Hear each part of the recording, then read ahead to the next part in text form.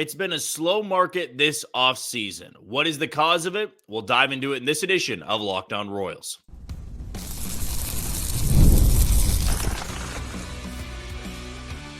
You are Locked On Royals, your daily Kansas City Royals podcast. Part of the Locked On Podcast Network, your team every day.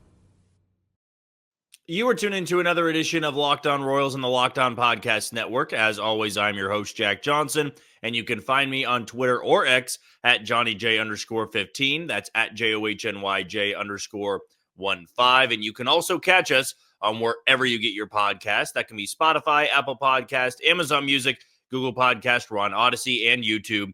Just be sure to hit that follow button and subscribe. If you're a first-time listener and you want to know a little bit more about me and this show, I am based here in Kansas City. I work at Sports Radio 810 WHB, doing some hosting, co-hosting, and producing as well. But when it comes to this podcast, when you click on this link, you know that you're going to be getting 30 straight minutes of Royals baseball. Today's show is brought to you by the College Football Playoffs. The College Football Playoffs are here, and you don't want to miss a moment of the action. The College Football Playoff is presented by Allstate. It begins with 4 first-round games, December 20th and 21st on ESPN, ABC, TNT, and Max. It is no surprise that so far through this off-season run over the last couple of months, the market has been incredibly slow, with the exception of the Juan Soto deal, the Blake Snell deal, the Kyle Tucker trade, the Devin Williams trade, and the Cody Bellinger trade. It's been relatively quiet. And of all those moves I just brought up, most of the same teams have been involved, right? The Mets get Soto, the Dodgers get Snell, and the Yankees have made a plethora of moves. I forgot to add in Max Fried there on that big deal they handed out to him to be technically their number 2, because Garrett Cole's still their number 1. But other than those teams, the Mets, the Yankees, the Dodgers, the Cubs, it's been a really silent offseason for the majority of Major League Baseball. And I know yesterday, might have been yesterday or the day before that, I think it was 2 days ago, when Cody Bellinger, who we'll talk about in the second segment today, was traded to the Yankees for former Royals farmhand Cody Petit, and some money that was sent the Yankees' way to cover a little bit, not much, but a little bit of Cody Bellinger's contract. There was a little bit of frustration. I think there was a little bit of agitation with the Royals fan base, because the winter meetings, at least what I've come to believe over the last few years, is when the majority of those deals happen. But actually, a few times in the aftermath of the winter meetings, there had been GMs on MLB Network, MLB Radio, being interviewed about the winter meetings, being asked these same questions. It feels like this is when everybody comes together, free agents are signing, trades are happening. And those GMs said, well, in the past, yes, but these GM meetings are more so just an excuse to get together. And, some of the deals that are made, those conversations start well before. And now that, social media is out there covering everything, and now they've got technology to meet via Zoom, or you have phone calls, this and that, texting. It's not always that it comes down to 1 week where they can finally meet, they can finally have conversations and get deals done. But it wasn't just that the GMs downplayed it, which is why I think it's been a slow market so far. The feeling right now across Major League Baseball is not just with free agents, but through trades, the asking price is astronomical. It's why there are so many free agents out there, and not even the top tier guys, the 1A guys. We're talking the 1B guys, sometimes the 2B guys that are asking for absurd contracts, and contracts that teams just are going to wait it out with. And, JJ Piccolo went on the Fan yesterday, Cody and Gold, and had a good interview about where they're at, how much they've completed. He referenced that they feel 75% done. They're looking for pitching depth, and they're looking for an infielder, a role player, a left-handed player at that can play majority of the infield. And And some fans out there, some Royals fans took that as, well, I guess they're done looking for a middle of the order bat. They've been super quiet. This is disastrous because they're not spending any money. And I can see that frustration. And I understand that, based off last year, there's just this feel of, man, they were so aggressive last year. And now they can be aggressive again to fill all those holes that they had. And they were aggressive early on. I mean, they gave Michael Wacha the 8th most expensive deal in free agency so far. They traded one of their staples in the rotation for a leadoff bat in Jonathan India, but they've been quiet since. And I think my take on it when it comes to this slow market is it's December 18th. December 18th or December 19th. Okay, December 19th. There's no need to be reckless at this point in time. And even though at this point last year, the Royals had made some moves and they were being one of the more aggressive teams in Major League Baseball, we have to put into perspective that last year's squad needed an entire overhaul with the rotation and the bullpen and parts of the lineup. So they took a 106-loss team and had to revamp everything. You have to be aggressive, right? If you're going to replace those holes on your team with guys that you feel are significant upgrades, you got to get on it. You can't wait for the price to drop on some of those guys because those guys are going to go to the actual contenders, the teams that can spend freely and not have to worry about anything. So the Royals had to be aggressive last year. I know I've seen some fans push back and go, man, maybe they were just spending so that they could get the downtown stadium approved. I don't really think it was that way. I think the Royals had a plan of really improving that team, and the only way they were going to be able to get those guys they liked a lot was to be making moves as early as the first part of December, and then get everything done by New Year's Eve, basically, which is, in my opinion, what they accomplished. They did have some minor moves here and there in January and February leading up to spring training, but their heavy lifting was done in December. This year, it's different because the Royals are a much more complete team. They brought back a bunch. There are still holes on this team. And I would say right now that if they were done making moves, it would not be enough. I just have 100% confidence they're not done making moves. And it's not just going to be adding a swing starter and adding a role player. I do believe they're still looking for a middle of the order bat. And I brought this up on Twitter yesterday. Jalen Thompson had an article, of course, the Royals beat reporter for the KC Star. He had an article 11 or 12 days ago after the winter meetings, and JJ Picollo was quoted as saying, if we get somebody for the middle of the order, we'd be happy. Like, directly references that. Annie Rogers had an article where one of their top needs is still middle of the order bat. So I have a tough time believing that in 10 days, when no other moves have really been made other than Cody Bellinger, they're done looking for that. I mean, they can be patient with this. And that's what I think everybody's trying to do. I think there's this false narrative of the Royals have sat on their hands this offseason and not done anything. Talk to a Twins fan. Talk to a Guardians fan. Talk to a Tigers fan. The Tigers and Royals are basically in the same boat. The Tigers have given Alex Cobb a 1-year, $15 million deal, which I thought was a nice deal for them for their rotation. But even Alex Cobb was quoted in saying, I was surprised in the interest. I was planning on retiring after 2024. So it gave off the vibes of Jake Taylor in Major League, getting the call from Cleveland back then. And he thinks it's a prank call. Like, that's what I thought Alex Cobb sounded like. But the American League Central has been pretty quiet. The Royals have been probably the most aggressive team in the American League Central in bringing in true impact players. The White Sox have signed a couple guys to 1-year deals that'll be rentals and hopefully traded at the deadline and return for prospects. At least it's what I'm thinking Chris Getz is hoping for. But the Royals have been not super noisy, but they've also not been completely quiet. Like, I don't get why there's this narrative of they haven't done anything. I mean, the Royals want to go out there and trade for the middle of the order bat. You can't rush those things. And I feel like when we see teams not make a move for a month or two, it's that they're not trying.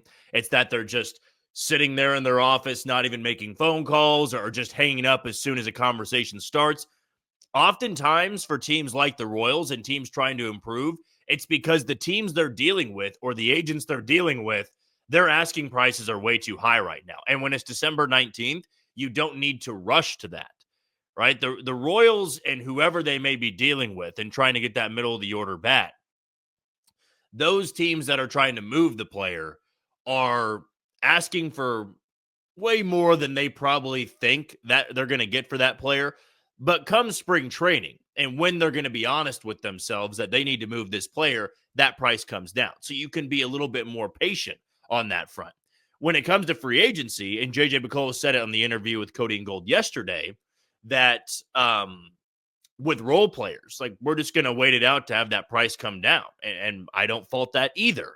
If you are trying to bring in a Josh Rojas and Josh Rojas is wanting 10 million, you go, we're not giving you that. And nobody's going to be giving you that type of money. So we'll wait for that price to drop a little bit.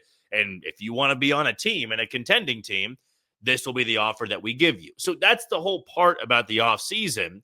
But I will say this, I need to be very clear. For those out there frustrated, and I'm sure there will be commenters going, no, I am frustrated with John Sherman, JJ McCullough not making moves. For those out there that want me to rant, that want me to get upset, believe me, there would come a time and place for a rant if this was all they did. If they get to February 15th and all they've done was bring back Michael Wacha and trade for Jonathan India, and they run back the exact same outfield, I'll vent some frustrations for sure, because that would just not be a good enough of an offseason. And I referenced that yesterday. Is this good enough to be done and complete? Absolutely not. But it's also December 19th. And the rest of Major League Baseball has been pretty quiet. Not the Yankees, not the Dodgers, not the Giants. I forgot to add Willy Adames into that deal earlier in my segment. But a lot of teams have been quiet. And just because some team is being uber aggressive via trade, I mean, the Yankees have made some great moves. They also didn't bring back Juan Soto, and that was number one on their list. So they have to be aggressive. They had to make all these moves in the immediate, because letting Juan Soto and that deal just linger for the next month or two would have been a bad plan.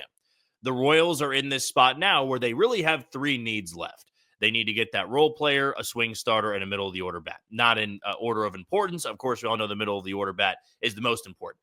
They can be patient. There are still a lot of options out there. And if they do come down to wanting a player through free agency, JJ McCullough also mentioned if we find the right player, we can be a little bit flexible in that payroll, even though he said right now we like where the payroll is at. So what I'm trying to say is this slow market is boring and slow because they're asking for the moon. Free agents out there are asking for a lot. Teams that are trying to trade players are asking for a lot because it's so early, and they're waiting to see who will bite on a deal like that. But a lot of these contending teams with good GMs are going, we're not biting on that. We're not desperate enough. And you try to leverage other guys and other deals to see if you can get that player. So right now, I'm not going to panic. If we get to February 10th or February 11th, right before pitchers and catchers report, and there's no more deals that have been done, I think I'll be a little bit more agitated. Okay, we're going to take our first break of the show. When we come back, let's talk about one of those targets that's now off the board for the Royals, and Cody Bellinger going from the Cubs to the New York Yankees. We'll dive into that next on Locked On Royals. You are tuning to Locked On Royals and the Locked On Podcast Network. I'm your host, Jack Johnson, and you can find me on Twitter or X at JohnnyJ_15. Want to give a shout out to our first sponsor today in FanDuel. Get ready to tackle the NFL action with FanDuel, America's #1 sportsbook. Because right now, new customers can bet $5 and get $150 in bonus bets if you win.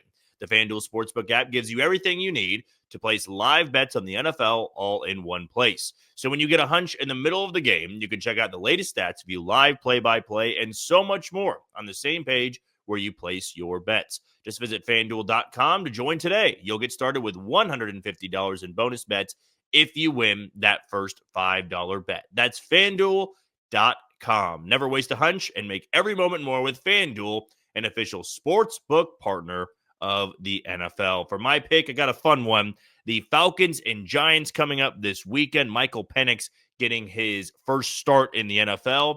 I'll take the over on total yards for him, both rushing and throwing, and a win versus the Giants.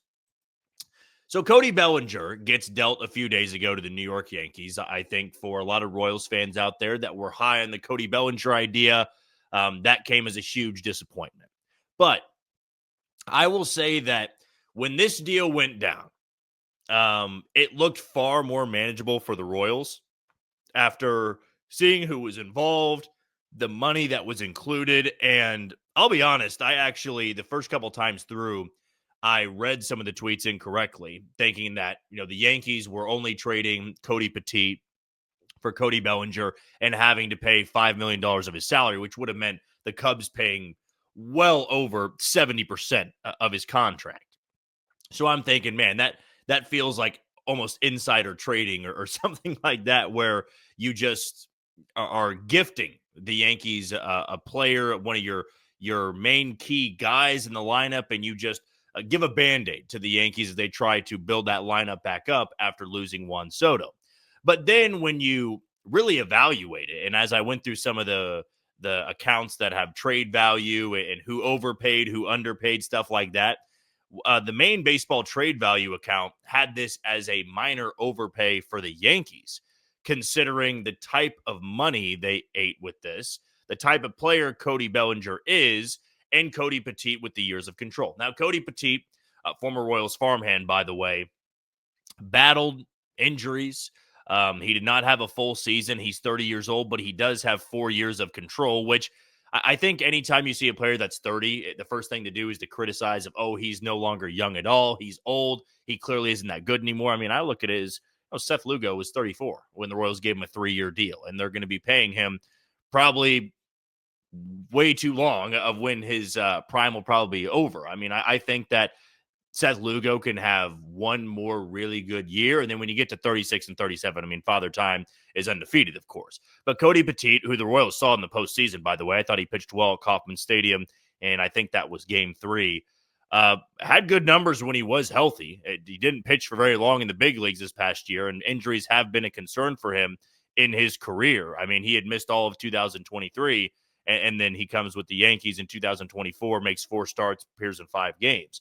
But with Cody Bellinger, I'm just not sold. I'm not trying to say this because he didn't end up in Kansas City. And sure, I would have been excited about the name Cody Bellinger if he was in Kansas City. But what the Yankees are having to pay, that just wouldn't have been a good investment, in my opinion, for the Royals. It would have been a good player to have. It would have been an upgrade over anybody they have in the outfield by miles. But they're paying him north of $20 million. And I don't think Cody Bellinger is a $20+ million player anymore. I would say it's been a while since he's been a $20+ million player. And I would have to go back to, 2023, in 130 games, he had a 4.4 WAR. His OPS plus that year was 139. But honestly, this past season, he kind of regressed back down to a slightly above average hitter. OPS plus 111. His WRC plus was just south of 110. Of his home runs, which he had, I believe, 18 this past year for Chicago, a team that plays 81 games at Wrigley Field. You got the win there. It's a ballpark that does favor its hitters. More so, I would feel like right-handed hitters than left-handed bats because of that high wall out there in right field. But Cody Bellinger, if you translated that to the Royals in 2024, he only would have had 12 home runs, or 18 of his home runs. Only 12 of them would have been out at Kauffman Stadium. But I also understand the Royals are only playing 81 games at Kauffman Stadium. They're not playing all 162. But I do think that this was a type of move where the Yankees might have been the only team that really wanted to do that. I mean, the Cubs are not having to eat a large portion of that salary anymore. I mean, they sent $5 million to cover it for the Yankees, but the Yankees are paying a lot of that money, not just this year, but for the next year as well.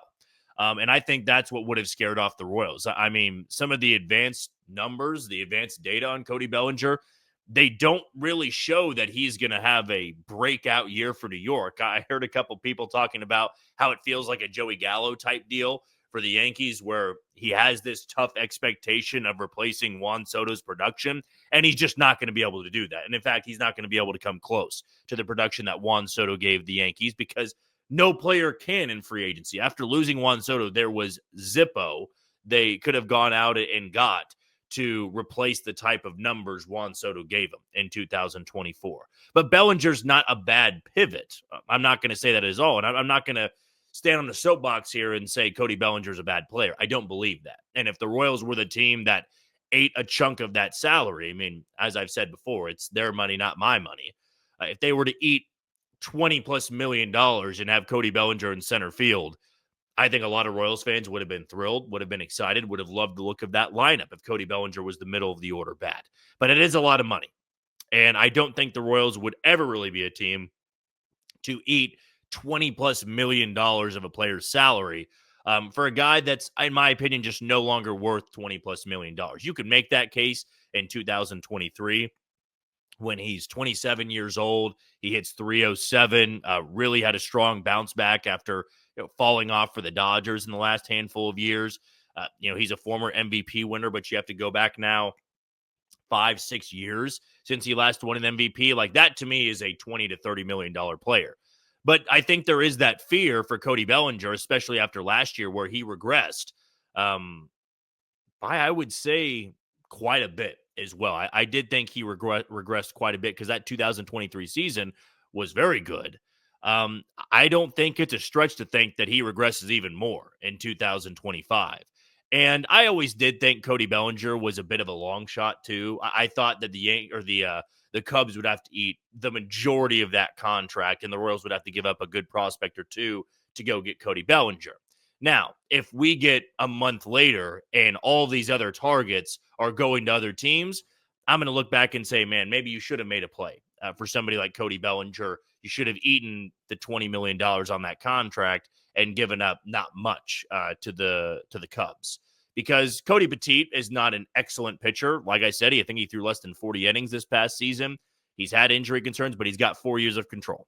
So they salary dump Cody Bellinger. They bring in a pitcher who can be kind of a swing guy, could pitch out of the bullpen, could be a starter, and he's got 4 years of control. That, to me, is kind of good value. It feels very similar to what the Brewers did in trading Devin Williams of the Yankees. Like, Devin Williams was hurt last year. He's still one of the best closers in baseball when healthy, but they had a good replacement, right? You look at what the Brewers are able to do, and I think it was Trevor McGill now that will be taking over the closer's role for them. They traded away Devin Williams. It looked like an overpay by the Brewers, to be honest, on the surface of it. But then when you kind of evaluate it, they get a prospect, they get a pitcher, Nestor Cortez. It kind of was fair value. And I think smart GMs know that. I think smart GMs understand when a guy may be regressing, and it's clear that the Cubs feel like Cody Bellinger is regressing, and they don't feel like he's a $20+ million player anymore. The Yankees, they need to replace a hole in the lineup, and Cody Bellinger is going to be their guy. But for the Royals, I just never really saw a world in which they would be paying him $20+ million, and the Cubs only sending them $5 million. I don't think the Royals would have wanted to do that to their payroll for a guy that might not just be average this year. Maybe he is below average. Maybe he shines with the short porch in right field, but I don't know if Cody Bellinger would have been a perfect fit for the Royals in Kansas City. I really don't. Not to say I wouldn't have been excited. I love the name Cody Bellinger in a lineup like the Royals, and I love the type of player he can be. But at some point, the smarter people in baseball, you just have to take their word for it. They evaluate these players far more than I do. They see these guys on a daily basis, and they've got smarter heads in the room that are evaluating these guys and are telling them what's going to happen for the next handful of years. And clearly, the Yankees are a team that feel like Cody Bellinger is going to return to that 2023 form, or better yet, return to that 2019 form where he won the MVP, because they would love to have that in the aftermath of losing Juan Soto. Okay, we're going to take our final break of the show. When we come back, the Royals are bringing back an old friend on a minor league deal. What do we think about it? We'll dive into that next on Locked On Royals. You are tuned into Locked On Royals in the Locked On Podcast Network. I'm your host, Jack Johnson, and you can find me on Twitter or X at JohnnyJ_15. Our last shout out is going to go to SelectQuote. The World Series, Super Bowl, the Olympics, the world's top athletes get to play in these top level sporting events thanks to one thing: teamwork. And teamwork can also protect your financial legacy and your family's future. SelectQuote's licensed insurance agents are the perfect teammates when shopping for customized, affordable life insurance. They can find you the right policy to keep your financial legacy safely in your family's end zone. SelectQuote is one of America's leading insurance brokers with nearly 40 years of experience, helping over 2 million customers find over $700 billion in coverage since 1985.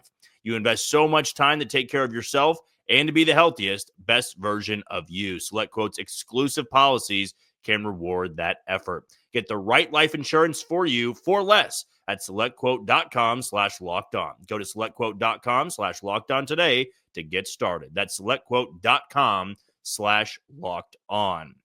Well, one of the minor transactions the Royals made over the last few days was bringing back Taylor Clarke, former Royal from 2022 to 2023, on a minor league deal after trading him one offseason ago to the Brewers. Never got to Milwaukee last year, was just pitching in the minor leagues. And honestly, his numbers look very comparable to what he did at the big league level for Kansas City in 2023. First and foremost, I think minor league deals are great. I think they're good value, to be honest with you. They're better than the lottery ticket deals that we talk about so often around the trade deadline, where you mainly for the Royals in 2023, but you trade one of your major league guys. I mean, in the Cole Reagans deal, they also had a lottery ticket thrown in Ronny Cabrera. Those are dart throws, right? But I think even have a lesser chance of working by miles than what a minor league deal would be. I mean, last year, the Royals gave a handful of minor league deals to Tyler Duffy. He ended up pitching in Kansas City a little bit in the first half. Dan Altavilla gets a minor league deal. He stays healthy enough where he gets a chance to pitch. Didn't work out too well and then got hurt for the rest of the year. But the most notable one, the most successful one, was Sam Long. And Sam Long had the spring training invite, looked phenomenal right off the bat, to be honest, in spring training, and never really struggled in Omaha, and then he got his chance, and I thought he took it and ran with it, and he's pitching in the postseason in high leverage innings for the Royals, and Sam Long now, of course, will be back in the bullpen in 2025. So when it comes to Taylor Clarke, I do find it interesting because sometimes they do give these minor league deals just to fill out a bullpen in AAA or to fill out a bullpen in Northwest Arkansas, just so that they can have extra arms there. Sometimes you hope that, hey, we're just trying you out as bullpen depth in AAA. But if you do catch fire, if you do start pitching well in April and May, maybe you get a chance to get to the big leagues in June. And with Taylor Clarke, it wouldn't surprise me if he pitches well in spring training. The Royals make a mental note of that. And then come June, July, or August, somebody gets banged up. Taylor Clarke comes back up and pitches a few innings for the Royals, or just gives them a little extra help, because a bullpen is never going to have its same 8 guys that they have on opening day. You go through injuries, guys struggle, guys get DFA'd, guys get traded, and you need extra arms there. And with Taylor Clarke, I am curious to know as to what the Royals saw in him this past year that intrigued them enough to give him a minor league deal. Again, there's no harm in giving anybody a minor league deal. Whenever that's happened in the past with the Royals, I think it's always a good move. There is absolutely zero downside to it in a minor league deal. You give them a minor league deal, a spring training invite, you are not paying them anything other than the league minimum. And if they look good, then you look like a genius, because you are paying a guy the league minimum to be on your big league roster. If it doesn't work out, you might not even know that guy's gone. It might just be a quick cut in spring training. You pop up on the transaction log, and that's the last you hear of that guy. It happened a lot for the Royals between 2018 to 2024. There were guys that came in on minor league deals. You don't put a ton of investment into it, but you're hoping for the best. There literally is no downside to it. So for fans out there that didn't like Taylor Clarke, and I can't really blame you, because his ending era in a Royals uniform was not good at all. His last couple months in Kansas City were terrible. I mean, it felt like every single time he took the bump, he was giving up runs. But the 70-some appearances that he had before that catastrophic downfall, he was serviceable. I mean, he was the 7th/8th inning guy for bad Royals teams. And that's why I look to last year and see what Sam Long did. And I go, well, Sam Long wasn't good for Oakland in 2023. But the Royals gave him a chance in spring training. He earned a spot on the team, and he took it and ran with it. It's not to say the same thing is going to happen for Taylor Clarke, and I would probably say it's not going to, because Milwaukee's a team that constantly finds good pitching talent, and they develop them, and they fix guys. Yoel Payamps, former Royal, went from a DFA guy for the Royals to being a closer/setup guy with really good numbers and data for the Milwaukee Brewers. Like Taylor Clarke never got a chance in Milwaukee. And that to me shows me that they clearly didn't think that there was anything special about his arsenal, or there was not anything with his spin rate that made him a good candidate to pitch in one of the better bullpens in all of the National League. But for the Royals, it's a dart throw.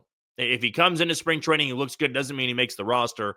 But maybe in June or July, if he's pitching in Omaha and he's pitching well, he's somebody that could give a shot to, because I always liked the velocity. I thought he had a decent changeup and had a pretty good whiff rate.